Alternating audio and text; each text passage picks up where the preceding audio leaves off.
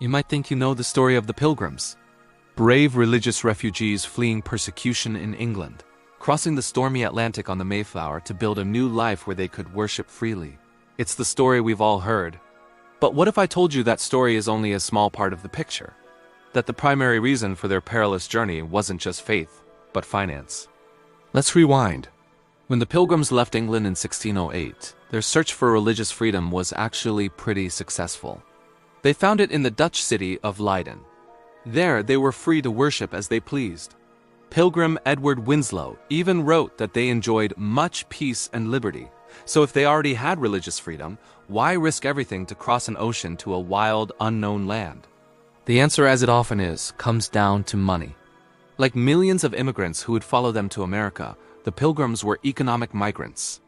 After a decade in Leiden's textile industry, they were poor.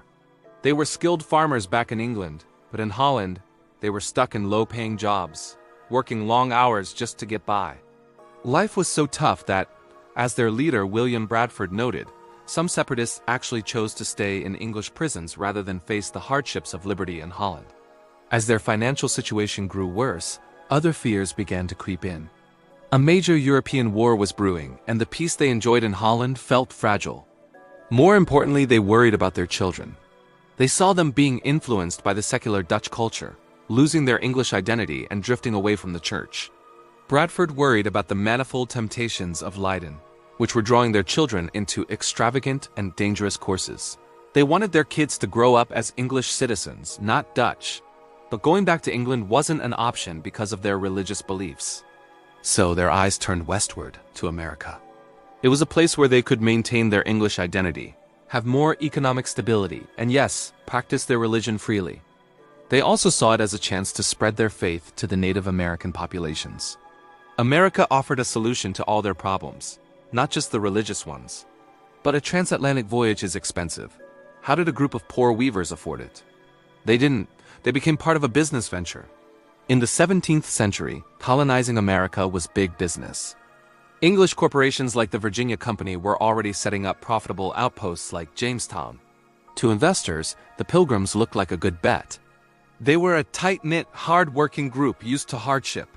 A group of about 70 London businessmen, called the Merchant Adventurers, agreed to finance the trip. They bought shares in a joint stock company, paying for the Mayflower, its crew, and supplies for a year. In return, the Pilgrims had to work for the company for the first 7 years in America. The investors expected a hefty return: furs, timber, fish, anything that would turn a profit. After 7 years, the colonists would own their land and any future profits. This business deal had a catch.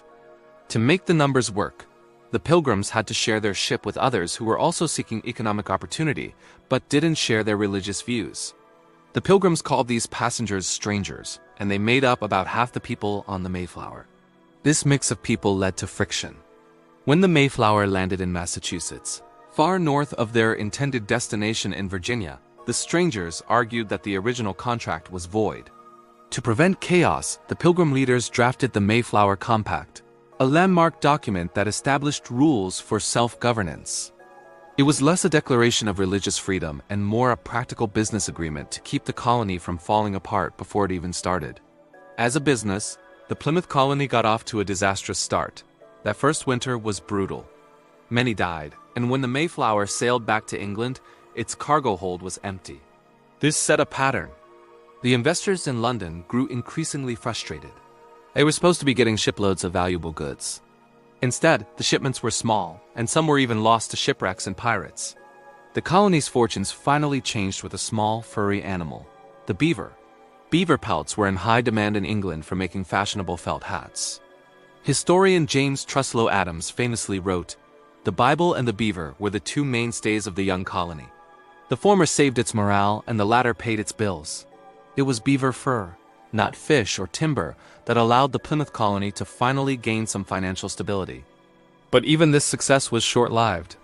In the 1630s, a new, much larger wave of English settlers, the Puritans, arrived and established the Massachusetts Bay Colony. They became direct competitors in the fur trade, and the Pilgrims' profits dwindled. It took them until 1648, nearly 3 decades after landing, to finally pay off their debt to their English investors. In the end, The Plymouth colony's story mirrors that of many struggling small businesses. It was eventually absorbed by a larger, more successful corporation. In 1691, it was merged with the Massachusetts Bay Colony, and the Pilgrims' unique identity as a separate colony came to an end. So the next time you think of the Pilgrims, remember there's more to the story. They were complex people, driven by a mix of faith, fear, and a powerful desire for a better economic future for their families. They were not just religious separatists. They were pioneers in a corporate venture, entrepreneurs of the New World whose survival depended as much on the beaver as it did on the Bible.